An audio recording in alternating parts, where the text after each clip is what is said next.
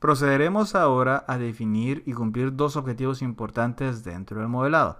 El primero, sobre todo, es definir los elementos tipo losa que yo voy a colocar para poder imponer la carga muerta del peso propio de la losa y obviamente la carga sobre muerta que se aplica sobre la losa y también la carga viva que se aplica por uso de la superficie donde la losa trabaja, la cual se transmite a las vigas y sucesivamente a las columnas hasta llegar a la cimentación. Este es el primer objetivo. Definir los elementos con los cuales transmitiremos la carga muerta sobre muerta y viva de uso de la estructura. El siguiente objetivo es definir las dimensiones del nodo, puesto que a pesar de que en los modelos, cuando usted realiza elementos tipo línea y los conecta, usted asume que el nodo es un punto, en realidad el nodo no es un punto y usted lo sabe bien. El nodo tiene dimensiones y estas dimensiones hacen que los elementos no tengan la longitud completa de eje a eje que usualmente usted puede visualizar en este elemento. La viga, por ejemplo acá, en la realidad no mide la longitud que hay desde este centro hasta este centro, sino que mide la longitud que hay desde la cara de la columna acá hasta la cara de la columna acá. Entonces vamos a definir las dimensiones del nodo para que se tome eso en cuenta. Y eso es muy importante, porque al final, al definir esas dimensiones del nodo, usted tiene una porción que es más rígida que la columna y la viga, que le permite reducir lo que son las derivas bajo condición de carga lateral. Es un concepto muy importante de poder definir y entender, sobre todo que cuando usted quiere hacer análisis estructural manual no es nada fácil de imponer dentro del análisis matricial o el análisis por Hardy-Cross. Realmente es algo muy propio del análisis computacional donde es fácil imponer esa condición. Bueno, primero vamos a definir un elemento tipo área. Las losas se definen con elementos tipo área, donde básicamente nosotros definimos como medidas dos dimensiones. Dimensiones que van perpendiculares al espesor de la losa. El espesor de la losa se suele tomar constante dentro de cada elemento que se define. Para lo que es el tipo de sección, vamos a utilizar un elemento tipo shell. Y es que el elemento tipo shell es muy poderoso porque es un elemento plano que le permite a través de sus nodos transmitir flexión y también transmitir cargas de corte y cargas de esfuerzo normal. Entonces, como una losa al final tiene capacidad de transmitir cierto nivel de carga en su plano, pero también tiene capacidad de resistir deformación perpendicular a su plano, es decir, deformación por flexión, los elementos tipo shell son muy buenos para poder definir un comportamiento muy cercano a lo que una losa sucede. Entonces vamos a definir un elemento tipo shell. Le vamos a dar Add New Section y colocaremos acá losa de 15 centímetros, que es lo que estamos trabajando. Hemos definido desde el principio del modelo que vamos a tener una losa de 15 centímetros. Le vamos a cambiar de color, por ejemplo un color azul, usted escoge lo que quiera, y vamos a definir inicialmente lo que es el espesor del mismo.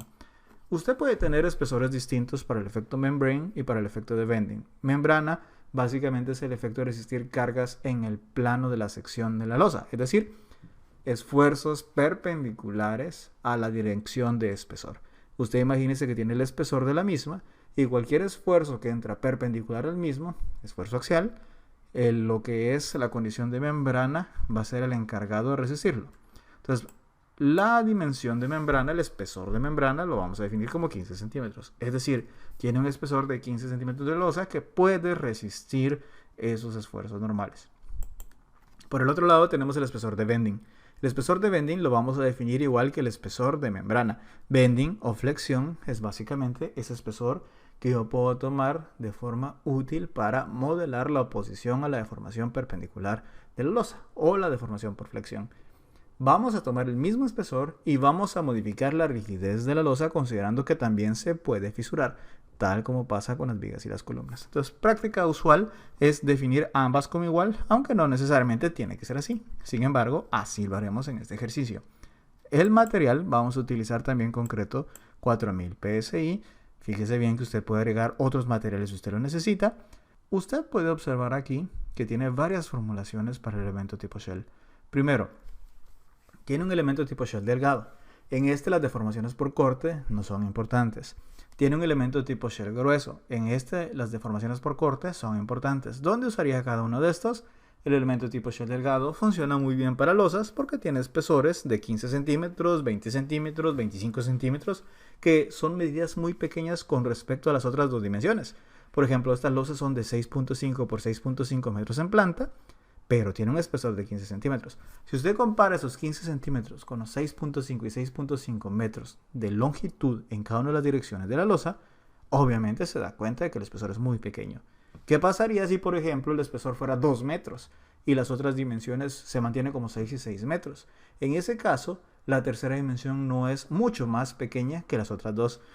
Como es muy grande esa tercera dimensión o ese espesor, usted debería utilizar la formulación shell thick o shell gruesa. En este caso, la deformación por corte, que ya es importante cuando esos espesores son grandes, va a ser tomada en cuenta. Para losas normales, shell thin está bastante bien, es una losa delgada. ¿Qué son estas otras dos formulaciones? La formulación de membrana es sobre todo definir un elemento que es incapaz de presentar oposición al movimiento perpendicular a su plano. Es decir, imagínese que usted tiene la losa en esta área que yo puedo visualizar aquí. Yo le coloco a carga. Si lo definiera como membrana, tendría deformaciones infinitas porque sería incapaz de oponerse al movimiento perpendicular a este plano. Por el otro lado, los elementos tipo plate son lo opuesto. Los elementos tipo plate se pueden oponer al movimiento perpendicular a su plano, pero si usted le coloca carga en la dirección de su sección, perpendicular a la sección transversal de la misma, en teoría no serían capaces de resistir esa carga. Para losas, lo usual es un elemento tipo shell. Vamos a definir las propiedades de rigidez. Aquí usted puede modificar, como estamos hablando de un elemento tipo shell, todos los demás factores de resistencia o de rigidez que presenta la losa. Si define la losa y va a incluir su peso propio dentro de las propiedades de la losa, no hay necesidad de cambiar esto. Por el otro lado, si el peso propio de la losa usted lo calcula y lo incluye dentro de las otras cargas muertas, podría colocarle aquí 0 para que la losa se modifique solo como un elemento que presenta rigidez a la flexión, pero que principalmente transmite cargas a las vigas. En este caso, no ignoraremos el peso propio de la losa ni lo colocaremos en otras cargas. Quiere decir que como no lo voy a colocar en otras cargas, tengo que incluirlo. Repito, suponga que usted agarra la sobrecarga muerta y a esa sobrecarga muerta le calcula la carga distribuida que tiene la losa y ese valor lo mete dentro de las cargas con las que vamos a definir el análisis de la estructura. Si hace eso, no tendría que incluir la masa y el peso de la losa. Si no hace eso, tiene que incluirlo porque obviamente la losa pesa y tiene que estar incluido su peso. Entonces, al definir con que vamos a tomar el 100% del peso, que es real porque ahí va a estar, no vamos a agregar ninguna carga adicional que incluya ese peso propio posteriormente. Puede definir estos factores. F11 y F22 son factores de resistencia axial. Quiere decir, son factores que me están indicando el efecto membrana en la dirección 1 y en la dirección 2 como deformaciones de esfuerzo normal. Puede ser compresión o tensión. F12 es básicamente la capacidad de la membrana de poder resistir corte en su plano. Los factores de bending me sirven para poder ver la capacidad del elemento para resistir flexión cuando hablo de 1,1 y 2,2 y la capacidad del elemento de poder resistir torsión cuando hablo de 1,2. Estos son las capacidades para resistir corte perpendiculares al plano. Entonces, fíjese bien, membrana 1,2 es corte en el plano y membrana 1,3 y membrana 2,3 son perpendiculares al plano. Por el momento no tocaremos ninguno de estos más que bending. ¿Por qué? Porque si vamos al código ACI, al igual que habíamos hecho con la viga, los flat plates y flat slabs tienen que tener un factor de reducción de su inercia gruesa. Y esto es porque es concreto. Y como concreto que resiste flexión, va a tener esfuerzos de tensión que la fisuran. Entonces, al fisurarse, se reduce su inercia y eso lo tenemos que incluir en el análisis. La forma de reducirlo es colocarle al bending 2,2 y 1,1 un factor de 0.25 con respecto a la inercia gruesa. Entonces, vengo yo y coloco aquí para bending 1,1, que es flexión alrededor del eje 1, y 2,2, que es flexión alrededor del eje 2, 0.25 y 0.25. Por el momento, puedo colocarle yo a torsión, si usted quiere, para experimentar ese 0.25, pero no va a ser en lo que yo más me quiero enfocar ahorita. Realmente vamos a venir después a modificar aún más este factor, porque va a ver lo que va a suceder dentro del análisis y usted va a tomar una decisión de si va a mantener estos factores o no. Entonces vamos a mantener esos factores. Entonces ya tengo definido la rigidez modificada de la losa, las dimensiones, membrana, bending. Ya tengo definido que es una losa con un elemento tipo shell delgado, lo que significa que no voy a incluir deformaciones por corte en el modelo constitutivo y le doy OK. Bueno, tengo esto. Le doy OK y ya puedo definir las secciones dentro del elemento. Colocaré esto en planta XY. ¿Qué hacemos? Usted puede dibujar la losa de varias maneras. La primera es, por ejemplo, con esta herramienta donde yo tengo la capacidad de dibujar un elemento rectangular. Como es un elemento tipo área, usted puede definir aquí las secciones que usted quiera. Losa o none. Cuando es none, principalmente me sirve solo para distribuir carga, pero no voy a incluir el efecto de la rigidez del elemento. Pero yo sí lo quiero incluir por el momento y le coloco losa 15 centímetros. Le recomiendo siempre tratar de dibujar de izquierda a derecha. Mejor si es de abajo hacia arriba, por la forma como se realizan las formulaciones de elementos finitos. Entonces vamos a dibujar así los elementos. Doy clic en la izquierda, abajo, hacia la derecha, arriba. Entonces aquí ya estoy generando esos tableros. ¿De acuerdo? Le voy a enseñar una técnica para que no esté haciendo esto a cada rato. Suponga que vamos a extruirlo solo para que lo pueda observar. Tiene el elemento de esta manera. Y usted quiere replicar esta losa en el cuarto nivel, tercer nivel y así, cuanto lo necesite. Como todos son iguales, puedo yo tomar esto y copiarlo. Entonces, si yo selecciono este elemento, este elemento, este elemento y este elemento, sabiendo que yo puedo copiarlo a ciertas posiciones específicas, pues lo puedo hacer. Por ejemplo, este nivel que está acá, sabe usted que está 3.5 metros más abajo que este. Entonces, si yo copio este una vez 3.5 hacia abajo, me va a aparecer elementos con las mismas propiedades en coordenadas X y igual, pero en coordenadas Z distinta, porque lo voy a mover en Z. Y si yo lo copio 3 veces, 1, 2, 3, y las 3 las separo 3.5 metros hacia abajo, pues voy a poder obtener las losas con las mismas configuraciones en cada uno de los niveles. Entonces vengo yo, selecciono todo y le doy editar, replicar. Y eso es muy importante. ¿Cómo lo vamos a replicar? De forma lineal. Es decir, lo vamos a mover en delta X, delta Y o delta Z, como usted quiera, la cantidad de veces que usted lo necesite. Vamos a replicar lo seleccionado 3 veces. ¿Dónde lo vamos a mover? Cada uno lo vamos a mover en la dirección Z. ¿Cuánto? Fíjese bien que es delta Z. Delta es Z final menos Z inicial. Como está hacia abajo, Z va disminuyendo. Lo que quiere decir que es un gradiente de menos 3.5 metros. Tiene que dejarle aquí que son metros porque es la dimensión que usted tiene acá y es lo que tenía definido en las elevaciones del modelo. Entonces con esto, ve que usted que automáticamente ya tiene definido las losas en cada uno de todos los niveles. ¿De acuerdo? Entonces ya tenemos definido las losas del elemento. Voy a verlo acá por material, por sección definido, mejor dicho. Y puede ver usted que este es el modelo presente. Bueno, ya habiendo modelado la losa, pues yo tengo que imponerle las cargas. Fíjese bien que no despreciamos el peso propio de la losa. Por lo tanto, no tengo que incluir ese peso propio dentro de las cargas que ya voy a definir. Sin embargo, sí voy a colocar la carga sobreimpuesta y al mismo tiempo la carga viva. Antes de colocar carga, tiene que definirlas. Entonces viene aquí donde dice definir patrones de carga. Ojo, antes de las combinaciones, patrones de carga.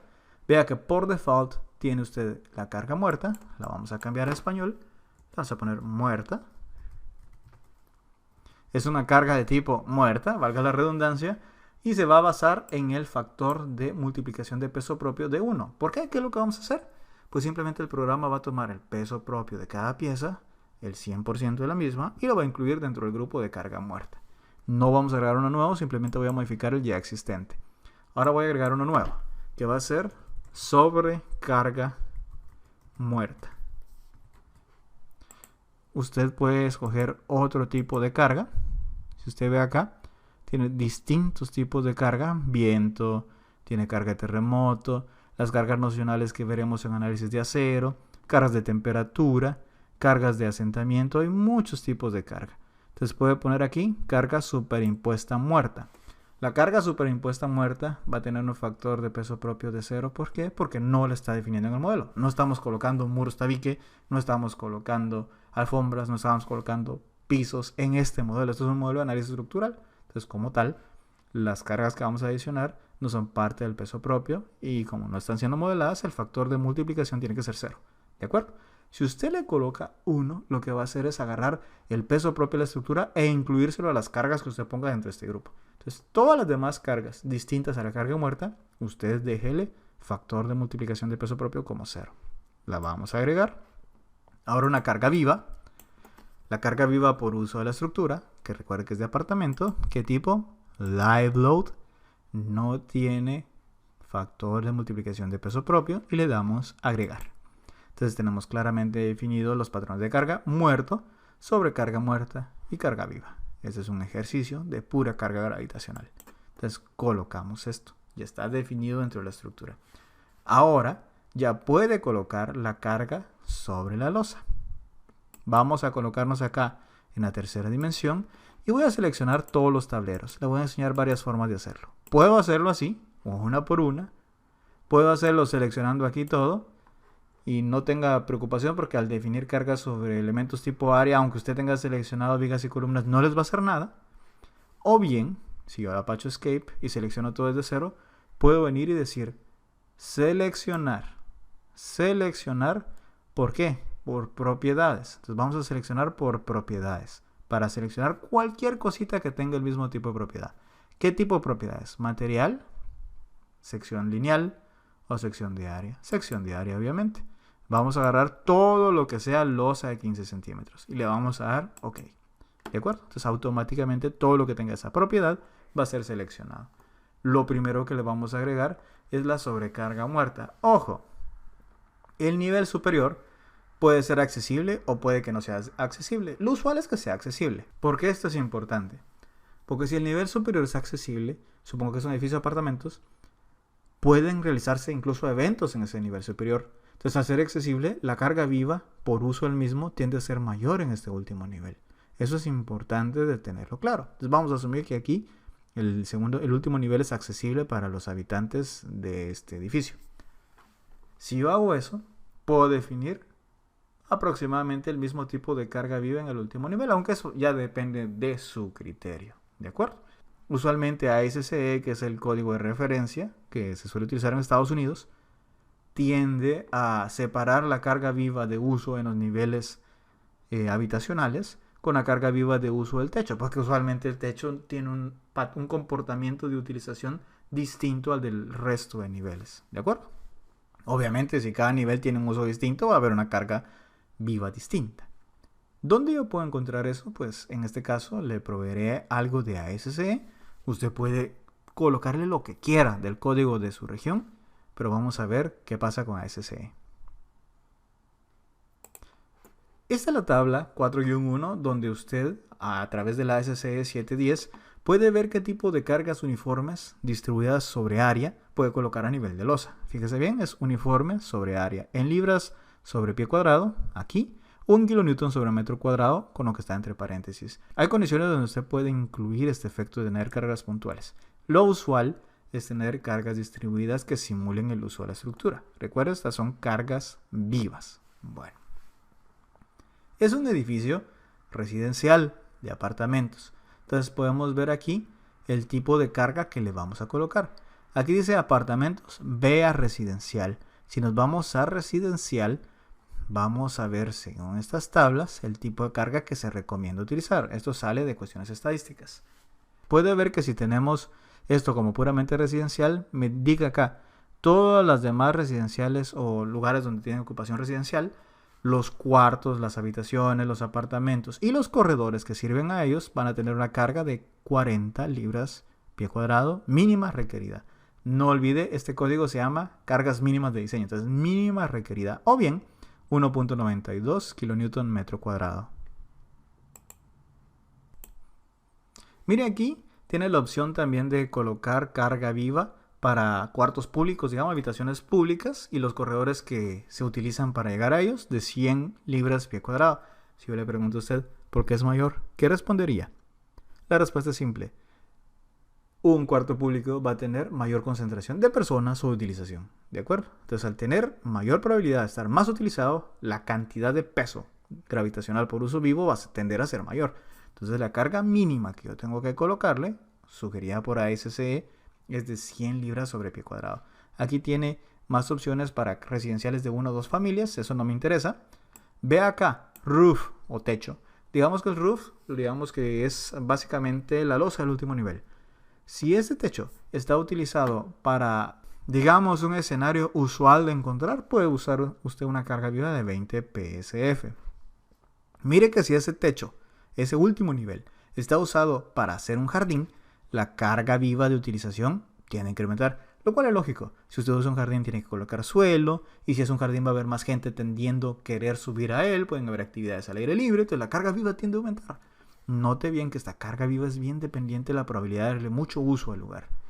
Entonces, nosotros podemos definir que vamos a darle una carga viva de 40 libras pie cuadrado o 1.92 kilonewton metro cuadrado a lo que son las residenciales, y bien podría colocarle un mínimo de 20 libras pie cuadrado a lo que es el último nivel. Sin embargo, no olvide que estas son cargas mínimas y que yo quiero simplificar el aprendizaje, y por lo mismo vamos a colocarle el 40 PSF parejo. De todos modos, al tomarlo es seguro, porque si al menos de que yo sugiera utilizar este último nivel como un lugar para que sea un jardín o para que tenga actividad más intensa, pues este número de 40 probablemente no sería seguro. Pero si asumo que es una estructura normal donde el último nivel es para de vez en cuando celebrar un cumpleaños, yo que sé, algo muy puntual de muy poca carga, pues probablemente, aunque eso está sujeto a análisis, ojo, no está escrito en piedra, 40 libras pie cuadrado es más que suficiente. Entonces vamos a colocarle 40 libras pie cuadrado parejo, o bien, como les repito, podría colocar entre paréntesis 1.92 kilonewton metro cuadrado. Esta tabla es importante, trate de encontrarla o trate de encontrar un material similar aplicable a la región donde usted se desenvuelve. Entonces vengo yo, selecciono todo esto y le voy a asignar a esas áreas carga. Hay dos formas de carga que son importantes de agregar y podemos utilizar las dos para que usted vea qué pasa. La primera es si le coloco una carga uniforme sobre lo que es la losa. O sea, es una carga directa a la losa y la losa va a ser analizada. La segunda es que si yo le coloco la carga a la losa, pero no se le va a colocar dentro del modelo de elementos finitos, sino que se va a distribuir en dos direcciones o en una dirección, acorde a lo que usted necesite, directo a las vigas que apoyan a la losa. Dependiendo de lo que usted quiera modelar, así lo tiene que seleccionar. Como ejemplo inicial, vamos a hacer la primera opción y después compararemos con la segunda. Voy a agregar una carga uniforme sobre la losa. ¿Qué significa esto que voy a modelar? Significa que el programa automáticamente la carga la va a colocar sobre la losa y que esta viaje a través de la losa a la viga. Si hubiera escogido la opción anterior, la carga, a pesar de que va sobre la losa, el modelo lo va a automatizar para pasarla de una vez como carga distribuida a la viga. ¿De acuerdo? Si tiene dudas sobre esto, me puede preguntar. Colocamos acá carga viva. ¿Cuánto? Está en kilonewton metro. Yo puedo colocarle 1.92. Ojo que aquí, cuando usted coloca que la dirección es gravitacional, automáticamente el programa sabe que es hacia abajo. El programa tiende a asumir que la dirección gravitacional se apunta hacia menos z. Entonces ya tengo definido esto. Le voy a enseñar cómo se ve eso vectorialmente. Para poderlo ver, tiene que quitarle el extruido acá. Entonces quitémosle el extruido sin llenarlo. Aquí tengo el elemento. Aquí le dice que cada pieza tiene menos 1.92 kilonewton metro cuadrado de carga. El menos es porque apunta hacia menos z. Digamos que queremos verlo vectorialmente. Puedo ver aquí donde dice display, que le enseñe cargas asignadas sobre el área. Entonces que me enseñe las cargas asignadas sobre el área. Que hay muchas cargas que usted puede analizar. Como no hay carga muerta definida, solo carga viva. En la carga viva usted puede ver estas opciones. Puede ver un contorno o puede ver los valores. También puede ver las resultantes de la carga colocada. Digamos que yo coloco esta opción en dirección global y le doy OK. Voy a tener esto que yo ya tengo acá. Otra forma de verlo, display, show, área. En vez de verlo acá, digamos que lo quiero ver por coordenadas, en la dirección gravitacional, le doy OK. Y usted tiene esto. Usted puede ver el contorno, color morado. Color morado me dice que es 1.92. Es lógico que se vea todo morado porque todo tiene la misma carga. ¿De acuerdo? De hecho, el gradiente de colores tiene el mismo valor. La otra opción, display, que me enseñe las cargas aplicadas sobre el área. En vez de estas dos voy a ver las resultantes. Entonces le doy aquí OK. Y usted puede ver aquí la carga en la dirección. Me está diciendo que es 1.92 apuntando hacia abajo. Así está colocando usted las cargas sobre cada losa. 1.92 hacia abajo, 1.92 hacia abajo, 1.92. Esto, ojo, no es carga por área. Simplemente es la carga distribuida por unidad de área. 1.92 kilonewton metro cuadrado, o bien en libras pie, aproximadamente los 40 libras pie que estaban sugeridas en el código. ¿De acuerdo? Ahora vamos a hacer lo mismo con la carga sobre muerta. Con la carga muerta no, porque estoy incluyendo el peso propio de la losa. No es necesario incluir una carga muerta sobre el modelo. ¿Qué carga sobre muerta puedo incluir? Pues primero, usted puede incluir alfombra, piso, tubería, tabicación. Le había dicho que vamos a usar una carga de tabicación de 20 PSF, entonces la voy a definir, pero la voy a incrementar hasta 30, incluyendo el efecto de que pueda haber una alfombra, de que pueda haber tubería. De hecho, tiene que haber tubería. Ojo, esa sobrecarga muerta siempre tiene usted que integrarla y definir cuánto es. Mire los planos arquitectónicos, mire los acabados que usted necesita y en base a ello usted integre qué carga distribuida por unidad de área necesita colocar. En este caso la vamos a colocar 30, donde 20 van a ser por tabicación y los restantes 10 asumamos que son para piso o que bien son para el resto de cuestiones sobre impuestas muertas que vamos a utilizar sobre la estructura. Entonces le vamos a dejar 30, solo para manera de ejemplo. Vengo yo, selecciono, valga la redundancia, lo previamente seleccionado, me va a mandar a llamar todas las áreas, le voy a asignar carga distribuida, aquí, area load, uniforme sobre el elemento, y este caso yo voy a colocar sobre carga muerta. La vamos a colocar en unidades de libras sobre pie, 30 le había mencionado en la dirección gravitacional, ¿de acuerdo? Ya tiene usted acá la sobrecarga muerta. En la dirección gravitacional el signo menos es para eso.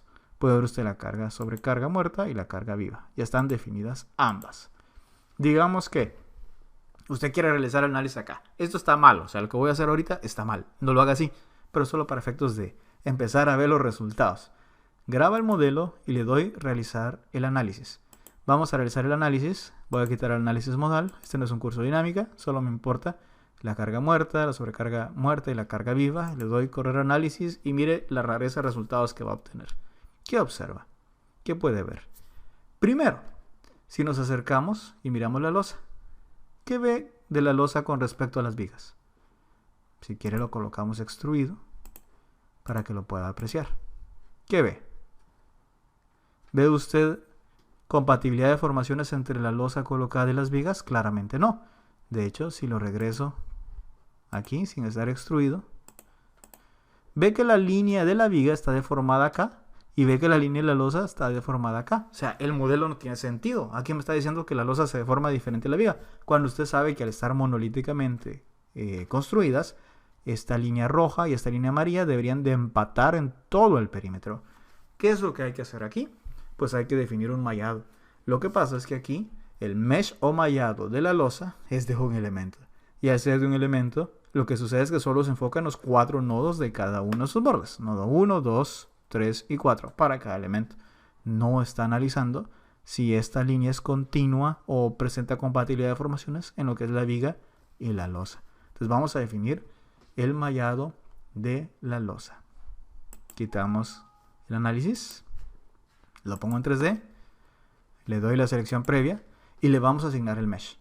Asignar un mallado. Entonces vengo acá, área, automatic area mesh, y usted va a definir cómo quiere dividir este elemento. Podemos hacerlo cuadros pequeños o mínimo número de elementos. Yo prefiero realmente colocar una medida al elemento. Tenga presente que lo tenemos en unidad de metro. Si esto mide 6.5 por 6.5, vamos a tomar cuadritos de 0.5 por 0.5 que caben muy bien dentro del elemento. Vamos a colocar que del nodo 1 al nodo 2, que sería desde el primero que dibujé hasta el nodo número 2 en dirección antihoraria, es decir, si este es el primero que dibujé, porque recuerde que dibujé en esta dirección, de aquí para acá, así estábamos dibujados. El segundo número sería al girar en dirección antihoraria este nodo. Entonces, en esta dirección de 1 a 2 quiero que me divida de 50 en 50 centímetros. Al ser cuadrado el tablero, de la dirección 2 a 3 o 1 a 3, que sería de aquí para acá, quiero que también me lo divida de 50 en 50. Entonces yo le coloco 0.5 por 0.5, solo que hay que tener cuidado qué opción vamos a seleccionar. En este caso sería número de elementos. No, yo quiero que tenga las dimensiones. Aquí está. Entonces le coloco 0.5 por 0.5. ¿Qué estoy haciendo aquí? Estoy diciendo que los elementos van a tener un tamaño máximo de 0.5 de 1 a 2 y 0.5 de 1 a 3. Son cuadritos. Lo defino como OK y este va a ser el mesh que usted va a observar. Entonces si ahora le damos ya correr al análisis, aunque obviamente vamos a ir mejorando cada vez el modelo, usted va a tender a ver que cada vez las líneas tienden a estar más juntas. De hecho, si nos acercamos acá, ya ve que la línea amarilla y la línea roja empatan y obviamente ya se ve la forma de deformación, valga la redundancia, natural que debería de tener esta losa por colocarle la carga gravitacional. Entonces, claramente, el mallado es importante de ser definido en este análisis. Anteriormente no había continuidad en la línea, ahora ya se presenta. Quiero que usted mire qué pasa si yo en vez de dejarlo de 0.5 por 0.5 lo selecciono de la otra manera. Lo vamos a colocar acá en XY y le voy a colocar aquí, le voy a quitar lo que es el análisis y voy a cambiar la forma del mallado. Seleccionamos todos los elementos, si quiere aquí lo coloco en 3D para que mire todo lo seleccionado, todos los elementos tipo losa. Le asignamos, le voy a cambiar el mallado, el mesh, Automatic Area Mesh. Recuerde, ¿cómo lo dibujé? De acá hacia acá. Entonces este es el nodo 1 y en dirección antihoraria va el nodo 2. Así vamos. ¿De acuerdo?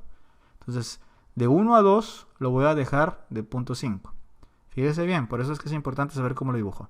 Y de 1 a 3 lo voy a colocar de 1, solo para que mire el cambio de efecto. Si yo le coloco aquí de 1, tendría rectángulos de 0.5 en dirección de 1 a 2, de 1 a 2 de aquí para acá, y de magnitud de 1 en dirección de 1 a 3, que es de aquí para acá. Eso es lo que esperaría ver. Si le doy yo correr al análisis, pues esperaría ver esos rectángulos colocados sobre el elemento. Y cabal, usted lo ve. Como dibujamos de aquí hacia acá, efectivamente de aquí hacia acá está definido la dirección 1, 2 y de aquí hacia arriba está definido la dirección 1, 3. Es importante saber cómo dibuja los elementos. Entonces quito yo el análisis, selecciono nuevamente todo y lo voy a regresar a la medida cuadrada. Yo prefiero que sean cuadrados, la verdad. Asignar área mesh y le colocamos aquí que es de 0.5 por 0.5. Muy bien. Siguiente paso. Ya definido lo que son las cargas, pues yo quiero ahora tener claro cómo va el mallado de las vigas. Miremos bien. Si yo selecciono todas las vigas, vamos a decir aquí, seleccionar todos los elementos que tienen la propiedad de línea de viga, es decir, viga de 25 por 55, automáticamente ve usted que todas las vigas son seleccionadas. Miremos su mallado. Asignar frame, el mesh automático para elementos tipo frame, obviamente los que están seleccionados. Aquí va a tener un mesh automático en nodos intermedios. Como usted colocó nodos intermedios, automáticamente los nodos que se generan en la división de la losa se van a volver nodos intermedios donde la viga se va a dividir también. Quiere decir que cada 0.5, como la losa se está dividiendo cada 0.5, la viga va a ser dividida también para poder generar continuidad en esos nodos adicionales que se generan. Si la losa se dividiera de 0.5 en 0.5 y la viga no se divide, como lo voy a poner acá, solo para manera de ejemplo, entonces la viga va a empezar a presentar resultados que no son totalmente compatibles. Aquí va a ser al revés al resultado anterior. Va a ver usted que básicamente la losa va a tener cierta deformación, pero no necesariamente va a empatar con la viga. Claramente lo ve acá. Aquí lo que está sucediendo es que la viga no se está dividiendo y al no estar siendo dividida, obviamente para la misma solo existe este nodo y este nodo. Por lo tanto hay que forzar que la viga se divida igual que la losa, si no, no tiene sentido el análisis, ¿de acuerdo? No tiene sentido el análisis, los mesh tienen que empatar. Bueno, regresemos al modelo, aquí en planta, voy a quitar esto, vuelvo a seleccionar todas las vigas, asignar elemento, el mesh,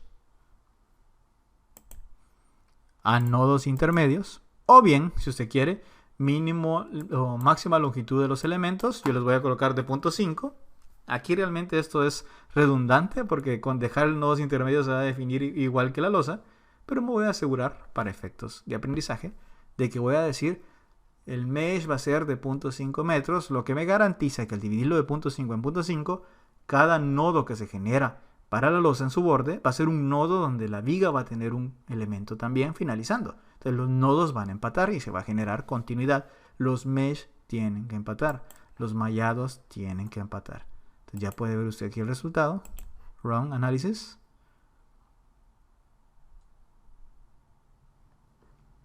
Y tenemos este resultado que está bastante bien, ¿verdad? Es algo lógico. Puede ver usted que los nodos van empatando. De hecho, puede ver las deformaciones. Este nodo tiene en común un elemento de la viga y un elemento de la losa. ¿De acuerdo? Entonces le estamos dando propiedades bastante adecuadas.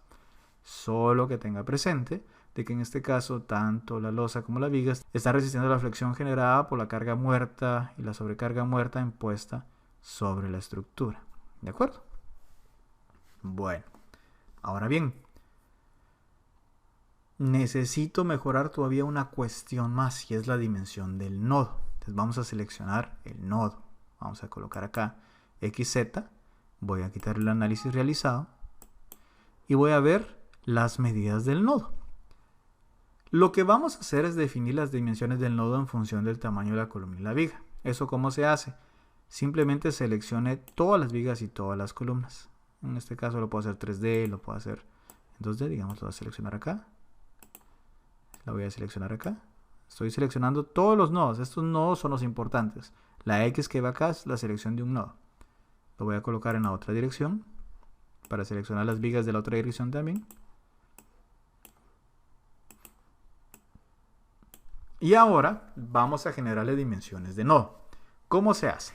Una vez seleccionando todo y claramente definiendo que todos los nodos están seleccionados, usted lo puede ver acá. Le repito, son estas X. Le vamos a asignar tamaño. ¿Cómo? Con la compensación de la longitud final de los elementos. O sea, ¿cuál es la longitud real? De hecho, usted claramente puede ver acá que se van a definir elementos rígidos que conectan vigas y columnas. Lo que está en gris son vigas y columnas y lo que está resaltado en azul son los nodos. Al seleccionarlo, usted puede definir el tamaño del nodo. Digamos, yo lo puedo dar aquí automáticamente las conectividades. ¿Qué representa esto? El programa lo que va a hacer es que va a ver cuánto de la columna y cuánto de la viga están metidos o están intersectados en su dominio. Al estar intersectados dentro de su dominio, toda esa porción va a ser tomada como nodo con dimensiones. Y se le va a tender a colocar el factor de rigidez que usted quiera definir acá. Por ejemplo, si yo le defino una dimensión de 1, va a tomar el 100% de la rigidez teórica que hay dentro de ese volumen. ¿De acuerdo? Entonces le doy OK. Usted puede ver qué es lo que sucede acá. Básicamente esto me está indicando que yo tengo un nodo definido acá. Me está diciendo cuánto de la viga intersecta dentro de la columna. Hasta acá usted tiene definido la cara de la columna. ¿De acuerdo? De hecho, si quiere lo puedo colocar acá. Básicamente está tomando dónde termina la viga.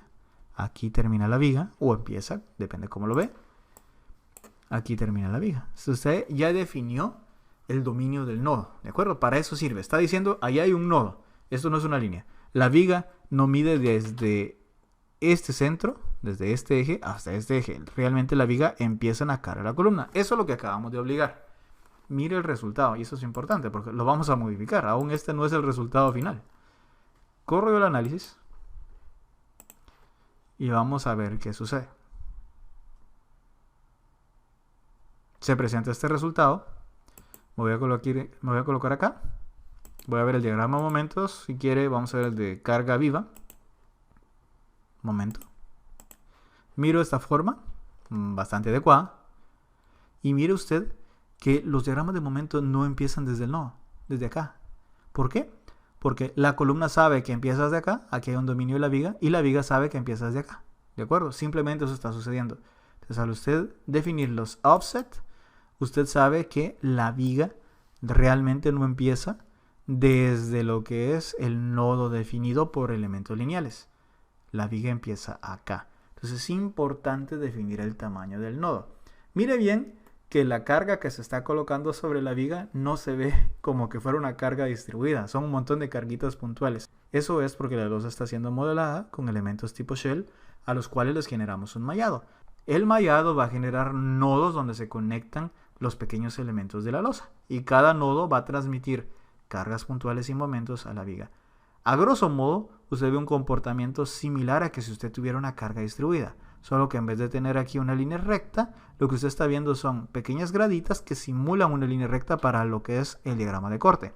El diagrama de momento tiene más o menos una parábola esperada, la cual es bastante congruente con lo que debería suceder si yo le colocara directamente la carga distribuida del elemento. ¿Estás de acuerdo? Esto es lo que le hemos estado colocando.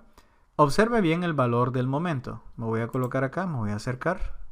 Vamos a ver el diagrama de momento. Seleccione la viga, por ejemplo esta superior.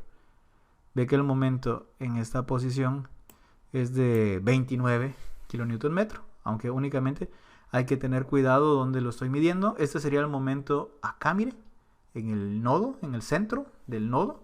Sabe que no es real, necesita el momento acá, en la cara de la columna. Le doy aquí, final en el nodo I, y ve que el momento donde usted tiene la viga empezando, que es en el borde de la columna, es de 22.56 kilonewton metro. ¿Por qué es importante lo que hicimos? Pues es importante porque en vez de utilizar el 29.8 kilonewton metro que aparece aquí en el centro, que no es real, porque eso sería si la viga llega hasta el centro de los ejes, utilizo un valor real que es en la cara de la columna. Aquí está el cara de la columna, usted puede ver la dimensión, me dice que la longitud del offset es de 0.30, eso es lógico porque la columna mide 60 por 60, una mitad de la columna para acá me da 0.30, una mitad de la columna en la otra dirección es 0.30, y con eso usted puede ver cuáles son los momentos para diseñar las vigas. Si usted se fuera hasta esta posición, tendría momentos más grandes que los reales, porque esta posición aquí y acá son realmente donde usted tiene los nodos teóricos, los puntos, ¿de acuerdo? Entonces vea cómo este offset definido me permitió tener características más reales del modelo. El nodo tiene tamaño y lo hemos definido. Sin embargo, al haberle colocado un factor de 1, porque recuerde, le colocamos un factor de 1, tenemos un momento de 22.56. Tenga presente que el factor de 1 lo que representa es que tenemos el 100% de la rigidez completa de ese nodo. Eso tampoco es real, porque al final el nodo es concreto y dentro del dominio del nodo van a haber esfuerzos de tensión. ¿Y qué pasa? Los esfuerzos de tensión van a tender a hacer fisurar al nodo. Y si el nodo se fisura, seguramente usted ya lo dedujo, la rigidez disminuye. Entonces el factor de 1 no es real, menos para lo que es análisis de carga última. Solo lo coloqué para que tenga una referencia. Bajo la condición de nodos íntegros sin ninguna fisura, tengo un momento de 22.56. ¿Qué pasaría si no es así? Pues básicamente voy a quitar el modelo. Aquí lo voy a desbloquear y voy a modificar nuevamente todos los nodos. Selecciono toda la estructura, ¿de acuerdo? Me voy a ir a los offsets.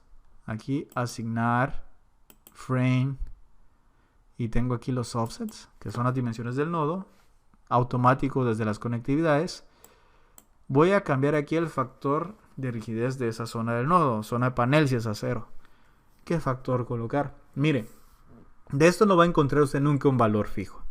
Algunas recomendaciones son 0.6, algunas recomendaciones son 0.5. Es algo que no está escrito en piedra, pero por lo general, si usted lee, por ejemplo, el libro de Mowley, de Jack Mowley, para diseño de estructuras de concreto bajo condición sismo resistente, verá que el número puede estar entre 0.5 y 0.6.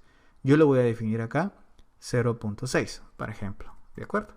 Usted investigue qué necesita colocar, pero está entre 0.5 y 0.6. ¿Qué significa ese 0.6? Ese 0.6 me indica que en lugar de tomar el 100% de la rigidez del nodo, yo voy a tomar el 60% de la misma. La rigidez del nodo teóricamente es infinita. Es un elemento que es indeformable en teoría. Si yo la reduzco al 60%, realmente no voy a tener toda esa rigidez infinita, sino solo una porción del nodo va a tener la rigidez infinita. Si lo quiere ver así, recuerde que del nodo hacia la cara de la columna donde usted tenía la viga, habían 30 centímetros. Los 30 centímetros no los vamos a tomar como infinitos. Vamos a tomar el 60% de esos 30 centímetros. Eso es lo que significa este factor. Si usted le coloca 0.1, ¿qué cree que significa ese valor? Simplemente significa de que en vez de tomar los 30 centímetros completos, donde yo puedo definir el nodo completo, vamos a tomar nada más como infinitamente rígidos 3 centímetros. ¿De acuerdo? Los otros 27 no van a ser infinitamente rígidos. Eso representa. ¿Cómo se formula esto dentro de elementos finitos y cómo va dentro de las matrices? Pues es algo mucho más complicado que lo que usted ha aprendido desde la perspectiva del método de rigidez. Es algo que no es que sea oscuro, no es oscuro para nada. Simplemente es colocar rigideces infinitas en ciertos puntos. Simplemente es algo que en este punto es innecesario que lo ahondemos matemáticamente. Entiéndalo, está implementado dentro de SAP. Entonces yo le colocaré aquí 0.6. Repita. El 0.6 significa que de la longitud del nodo yo tomaré el 60% como infinitamente rígido y el otro 40% como no. ¿De acuerdo? Le damos OK. Eso va a cambiar los resultados. A pesar de que usted lo ve aquí, lo pongo en una elevación, ve que claramente la columna y las vigas tienen sus dimensiones finales iniciales, aquí ve usted en negro el nodo, el 100% de este dominio del nodo no es infinitamente rígido, solo el 60%. Es lo único que va a pasar.